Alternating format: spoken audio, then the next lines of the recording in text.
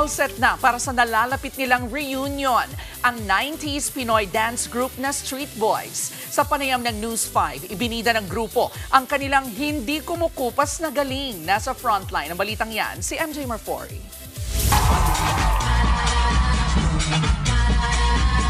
Mapapararararap buman o mba!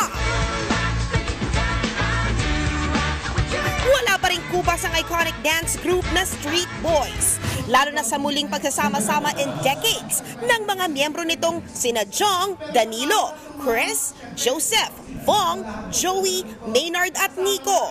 Ang kanilang kagrupo na si Spencer Reyes naman, pauwi na rin ulit ng Pilipinas para sa kanilang reunion. Kahit nasa mid-40s na, nakakahataw at nakakatumbling pa rin daw sila. Ang kanilang sikreto, ang disiplinang itinuro sa kanila ng kanilang founder na si Direk Chito Ronyo. Minsan may mga umaaral na sa amin na pag ganito kahigpit, ngayon namin na-realize na yung disiplina pala napaka-importante sa bawat isa sa amin. Na yun ang mahawa para tumagal kami. Biro nga nila, sila raw ang SB90. Oo, tama ang dinig mo, hindi SB19.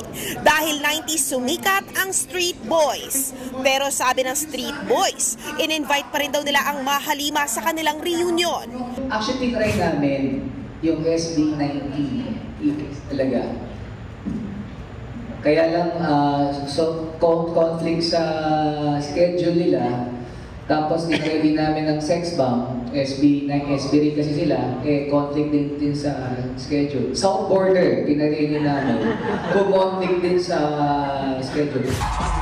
Abangan ang reunion ng Street Boys sa November 8 sa New Frontier Theater. Nagbabalita mula sa Frontline, MJ Marfori, News 5.